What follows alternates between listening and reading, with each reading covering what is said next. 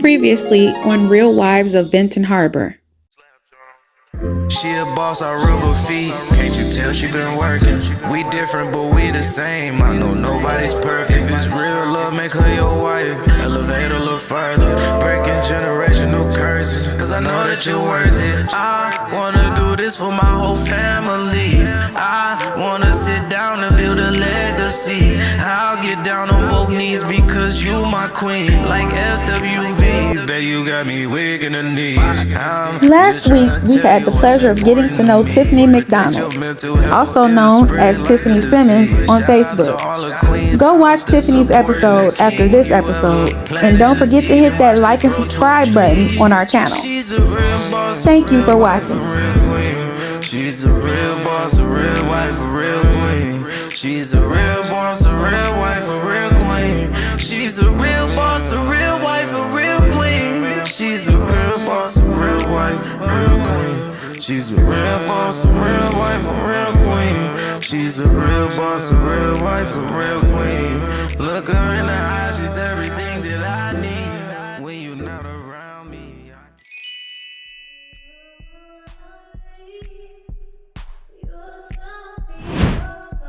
Dr. Cynthia Small, wife, mom, author, entrepreneur, healthcare provider.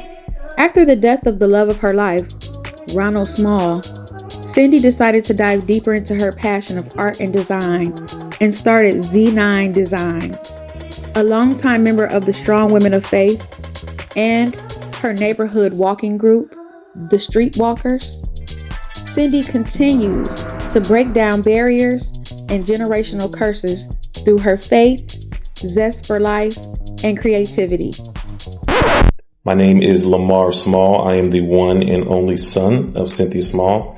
My mother is the sweetest person you will ever meet. I always tell people that I'm dating that if you don't get along with my mom, there's likely something wrong with you. Not only is she sweet and kind and giving, she was a dedicated wife to my father, a wonderful mother to all three of us, providing us with a very stable home environment. And she was also wise, attentive, and actually a pretty talented artist. She's had a craft room for us as long as I can remember, that we weren't allowed in. And where she would use her talents to create some of the most interesting things. As a young adult, she would always come to wherever I am and help me to decorate my place because it would be bare and white walls like you see behind me. So can't wait till she comes down here to Miami. So I'm glad with technology, she now has the platform to showcase her skills and show what a wonderful person she is and what a wonderful artist she is. So treat her right because her son is watching, very protective. So love you, Mom.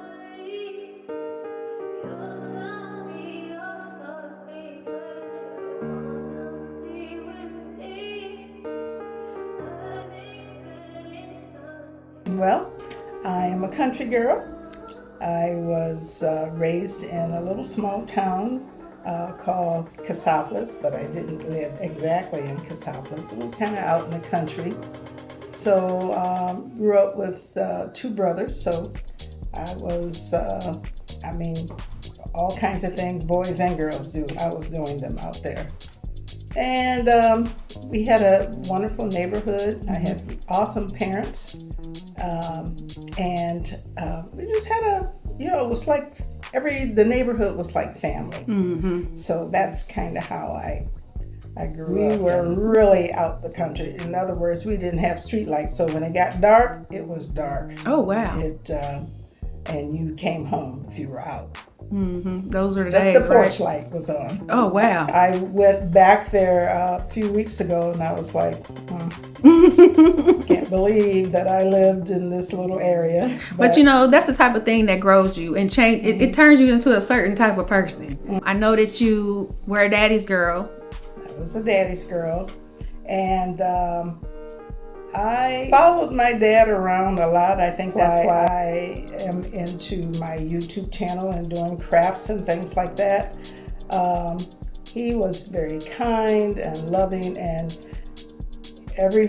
he built the home that we lived in. Mm-hmm.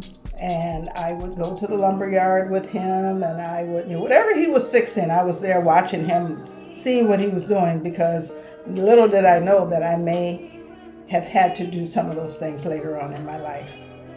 Tell me about your relationship with your mom. My mom, well, you know how girls' relationship with their mom, but my mom taught me a lot of things. She taught me how to sew, but then later on, I was teaching her a few things about sewing. Taught me how to cook and clean and just do all of the girly type things. Mm-hmm. So, and I can remember her exercising when I was like I wasn't even in school yet. I was maybe like about 4 years old. And I would get down on the floor with her and try to do the same type of exercise as she did. So I love that. She was really health minded. Both of the parents were. Mm-hmm. My mom always tried to cook healthy meals. To be honest with you, I don't think that I ate out in a restaurant until I was in college. Oh my God. We had home cooked meal. And then so far as my schooling, I went to the grade school that they had in Cassopolis. And then from there, when it came to high school, was either Andrews Academy or Great Lakes, which was a boarding academy. And then from there, I made a decision to teach nursing. So I taught nursing for many, many years. I had some wonderful students that have gone on to become medical doctors, nurse practitioners, and are doing just fabulous. And I am so proud of each and every one of them. Go back to you though. Let me ask you. Yeah, you're talking about your students, but what is your official title? And also too, we got to name a school that you used to teach at as well, because a lot of your students may be watching this. Well, I taught at many schools. Okay. I taught at Andrews University, Grand Valley State University, Davenport University, and Lake Michigan College, and there might have been one more. Was it SMC? Like, let me throw something out there. Western, what's going on here? Like mostly out the Grand Rapids way. Okay. Yeah. Impressive. And your official title is? I was first an RN. I got my master's at Michigan State University. Had some wonderful instructors there. Yeah, so I'm so thankful for Dr. Gibbons. She was a sweetheart. She helped find grants for me so that I could finish my education, because while I was in school, I had Holly. And so she wanted to make sure that I finished. So I would help her with research, because she was both she and her husband, but mainly her, really helped me complete my education. And I would personally love to thank her. Shout out to Dr. Givens. Yay! Shout out to Dr. Givens. After that, I got a job. I retired, and a former student came to me and said, I have a job for you. I said, do I look like I need another job? She says, oh, you'll want this one. And that was the one as a nurse practitioner at Whirlpool. Okay, yes. Oh, and I also worked at Bosch part-time as a nurse practitioner there. So how long were you at Whirlpool and how long were you at Bosch? Bosch, it wasn't very long, maybe about 3 or 4 years. Okay. Just part-time. I just did the evenings when I got off from my teaching job. Okay. Oh, and then I worked at Edward Woods had adult education. Oh, yeah. In Benton Harbor. My mom was part of that program when we first moved to Benton Harbor. My mom got her GED here when we first moved here. Yes, he did a wonderful job, and he hired myself and Dottie Moon and a few others, and we worked there until that program got dissolved. You became Dr. Cynde Small. Right. I decided, well, I might as well go back to school and get my doctorate. It wasn't exactly a goal of mine, but I thought at the time, actually how it happened, it was really crazy. I was on the computer and I was trying to get to a certain area in the computer. Well, this university kept popping up and I kept trying to delete it, and it kept popping up again. And it wouldn't let me go any further for some reason. And so I said, okay, yes, you can talk to me. So they called me Mm-hmm. and said, oh, yeah, put in your application, and, we're starting this program, doctoral program, and we'd like for you to be a part of it. I was like, I do not want to be a part of any doctoral program, I'll tell you right now. Oh, no, just put in your application. I was like, I hope they don't accept me. You see how this, okay, keep going. And so I put in my application, they accepted me and said, oh, we'll sign you up for 2 classes. I was doing too many things. I said, oh no, just sign me up for 1. And I met a really nice person that was in California, and the 2 of us, we worked together throughout the whole entire doctoral program. I helped her, she helped me, and helping, like, I would read her paper, she would read my paper. We'd critique each other. Mm-hmm. And then the rest is history. When did you meet the famous Ronald Small? Oh, I met him when we were at camp. And I don't remember what the name of it was then, but it's now called Camp Wagner. Oh, yeah. And we had, lots of kids. We were like 8, 9, 10, 11, 12. Mostly within that range. We're from Detroit, Chicago, Indianapolis, and the surrounding areas. And we would go down. It was that dorm, which is torn down now. Mm-hmm. In the basement was the cafeteria. And I told him, I said, ooh, he's so cute. I'm going to marry him someday. How old were you? Probably maybe 10. Oh my God. I never thought it would happen, because he was from Gary, Indiana, and I was from out in this country. But we kept communicating. He also went to Vietnam. Mm-hmm. And I would write him, and when he came back, I didn't even really know he was back. I happened to see him, because he had a certain, when you're in the Army, you learn to sit tall and stand tall. And I see this person on the side. I said, that looks like him. And then we kind of got together, and the rest is history. Listen, first of all, like I said, I have to put this on camera. You already know, Uncle Ron, that's my boy. That's my boy. That's my boy.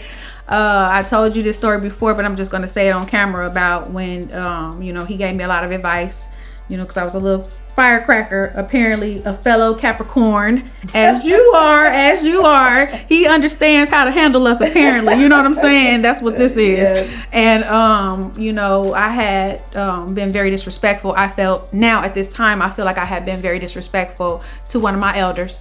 And I asked him, was I wrong? And he was just like, well, I texted him, because, we were in texting relationship. Mm-hmm. And I asked him, was I wrong? And he said, the devil doesn't care how he gets you as long as he gets you. Mm-hmm. And I just really he made me really think a lot with that. Really, he had to speak to my flesh, because that's all that was, talking anyway. And, I was in a period of learning how to use my spirit, Mm-hmm. And so when did you guys decide to move this way to Benton Harbor? Actually, we were not planning on staying here in Benton Harbor. We were planning on moving out to Seattle. At least he was. I didn't want to go to Seattle. I didn't know anything about Seattle. And then one day he said, it rains a lot out there. I said, yeah, that's kind of depressing. So he got a job here and I got a job here, and that was it. We raised our family here, and it has been fine. We had a pretty good life here. He had the most wonderful voice of anyone that I could ever tell you about. I can attest to that. I used to say Caruso and all of those people that sang opera or whatever. He could sing opera, he could sing classical, anything. He had the thing that I wanted for him most of all is to sing at one of the games baseball games in Chicago. I told him, when he had retired, I says, I'm going to write him and tell him that you can sing better than any of those people that are there singing. And very smart. I mean, so far as math is concerned, he could just really, just know how to do it. And he would help the kids with their homework. It wasn't me so much. I mean, I help him with certain things, but he would help him with the math part. I was like, no, I'm not up for that. He loved to garden. He was instrumental in the first tee. He would help once he learned how to golf. It was really funny because when we first got married, I said, let's go play putt-putt. Let's do that. Oh, no. I said, okay, why don't you go out and golf? That would be something really good. Oh, I don't want to go out there chasing some silly little white ball. And then all of a sudden, he and Solomon Collins and a couple of the other guys started golfing. I was like, oh, now you're going to go out and hit this silly little white ball. See, wives, they don't understand, like wives and husbands, but this is about wives. We know we have this is what those are the types of things that we do. Let's show you something a little different or whatever. Right. Yeah. So he became real instrumental in helping the young people golf, and in fact, after he died, they gave a scholarship in his name. That's amazing. It's really nice. Probably need to get that started again. I've been thinking about it. Yeah, you should. And I golf too. That's one of my hobbies that I have. I'm trying to find someone to golf with. That's the hard part. But sometimes I'll go out by myself and golf. Well, like I said, you're on here now. There's going to be people that's probably going to reach out to you. Okay, we have 3 children. The first was a girl, Heather, and she has my only granddaughter. She lives in Illinois. Shout out to my girl, Heather. And she teaches in a Christian Montessori school, and principal and teacher. So she's doing well. And then next is Lamar Small. He's the boy. He always said I should have had him first. Period. Right. Lamar, I understand. I'm also a middle child. I understand that. Yeah, he's a middle child. Very, very, doing very, very well. He's in Miami. Oh, he's in Miami now? Yeah, he's my nomad. Now, when he was little, I couldn't get him out the house. And when he grew up, he's just been all over the world. I'm so proud of that. I love Lamar. I love seeing him live his life, and he looks so happy. Yes, he is. And he's got his own business with hedge funds or something like that. And then my little one, she's not little anymore, but Holly. And she and her husband live in Atlanta, Georgia. That's my girl. She's into fitness. Okay, yes, they all are. They all are. And she teaches fitness, has her own little business in fitness, and she's into eating healthy and walking. I visited them in the last 2 to 3 weeks. And on Sunday, they said, we're ready. I said, ready for what? I was still tired in bed. No, we're going to walk. Well, we walked 3.5 miles one way. And Atlanta is very hilly, up and down, up and down. I was like, oh my goodness, they're all trying to kill me. And then we stopped for a little breakfast and did another 3.5 miles. So 7 miles I walked. So, I'm a walker. So I was able to hang with them. They also, one other time, they took me up to Stone Mountain in Georgia. Mm-hmm. If you've ever been there, it's a climb. But I made it to the top. Not only did I make it to the top, I did 10 push-ups when I got to the top. Period. So listen, I know my mother-in-law is going to be watching this. My mother-in-law lives in Atlanta in College Park. Oh. So my daughter said, oh, Mom, you have to start a YouTube channel. So I was like, only if you help me. She said, sure, Mom, I'll help you. So I was like, okay. So I started. I started out on my own and I was struggling with it. And so I was like, how do I get more followers? And they said, oh, you have to join collaborations. So I have joined some wonderful collaborations. And one in particular that people like to watch is Just Our Imagination, because all of the things, we're giving 3 objects, and those objects you have to make something that's Just Our Imagination is a collaboration that requires you to use your creative imagination. It can be reimagination or renewed imagination. There must be 3 things to use: a brush, a pick, and a coffee filter.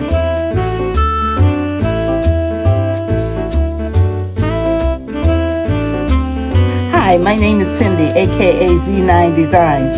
So sit back and let's get on with the show. And people look forward to that. So, but once I started joining the collaborations, that's when my followers picked up.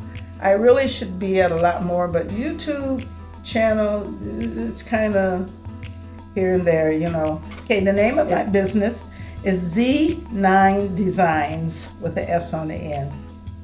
And I make home decor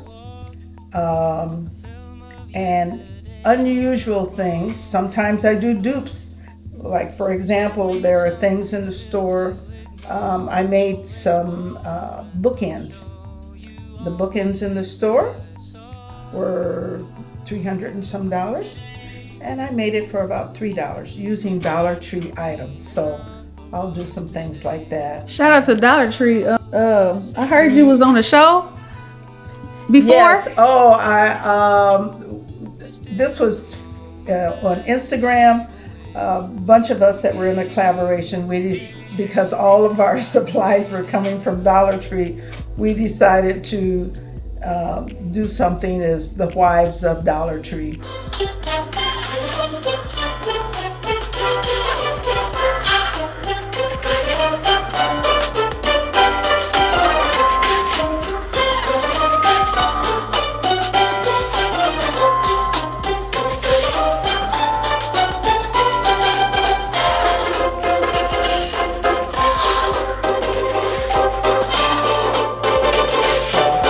Yeah, it was fun.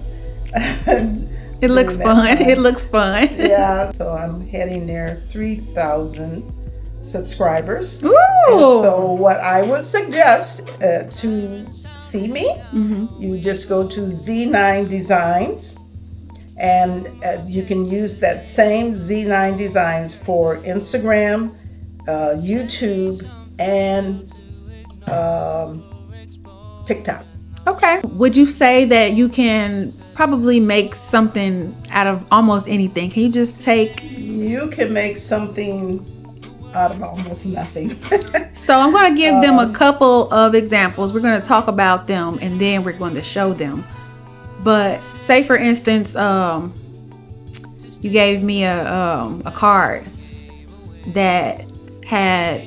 It was a homemade card, and the top of it was made out of what? Okay, the top of it was made out of, I think, what do you call those wipes, baby wipes? That was the top, so I cut that out after the baby wipes were gone. And then I put that on the card, and then because it is a flip top box, you can actually open it. I don't know if you knew that. And I put little sprinkles in there. And you can change it and put something else there. And then it was just a thank you card. It's so cute. It's so cute. As soon as I got home, I showed it to my husband. I was like, this is so cute. So anyway, so you have not only crafts, but you also have paintings. Yes, I have paintings. So we had a collaboration at one time where we had to make something out of scrunchies, you know, that you put in your hair. So I was like, you know, I could make a flower. That sounds, and I was talking to some people, just kind of bouncing off the ideas, and one of my friends, Edith, said, Yeah, just make some flowers. That'd be really good. Make them all the same color, and you know, and I was like, yeah, and I can put them on a canvas. So I did that, and they had winners, and I was the winner for that. And it's so nice too. Q's the photo. they're really, really nice. Like I'm looking at like your home is beautiful, but also too the fact that some of the things that you put in your home, you actually made them with your own hands. I think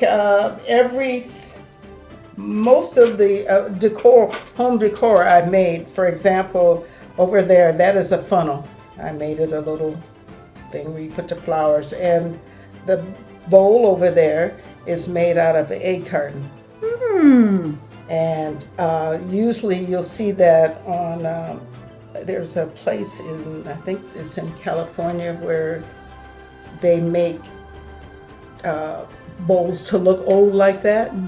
Well, I made that one out of egg carton, and they're sell for thousands of dollars.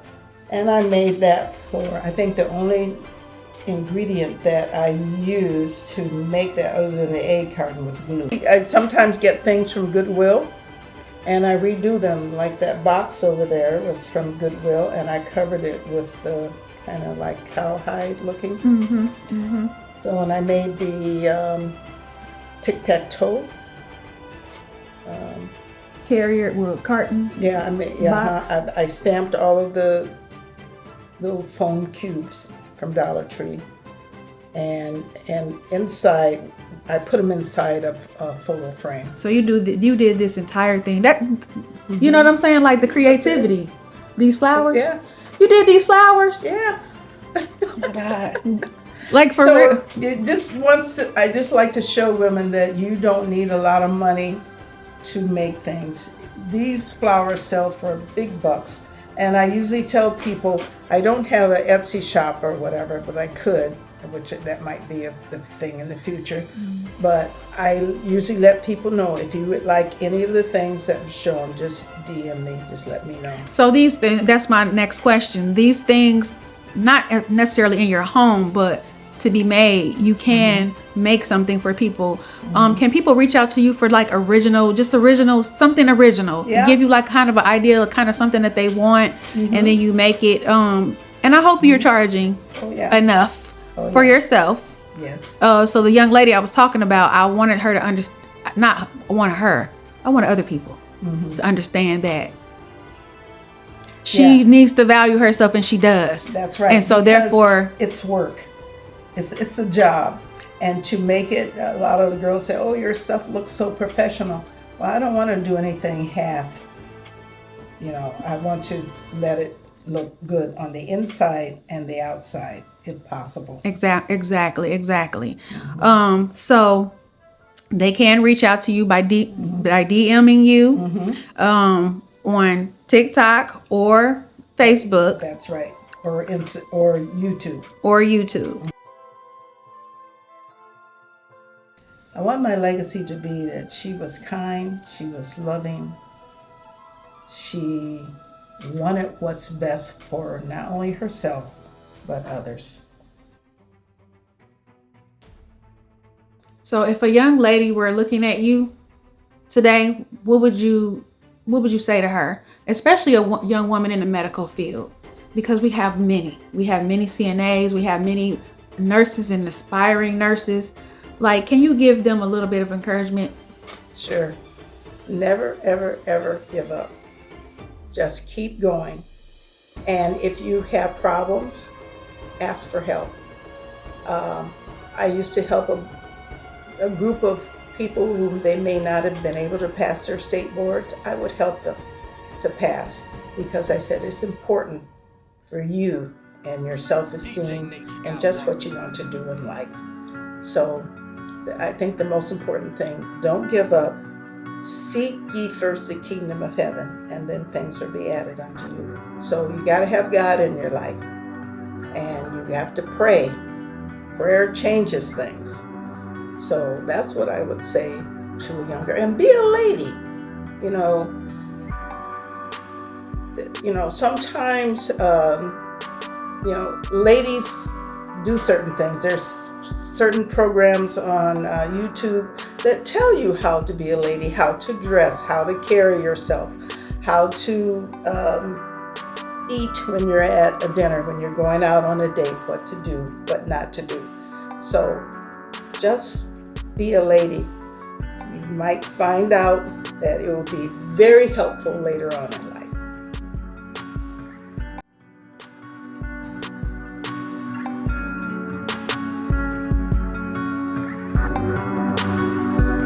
This episode sponsored by Benton Harbor Beauty Academy, now enrolling. This has been episode 3 of Real Wives of Benton Harbor. Don't forget to like and subscribe.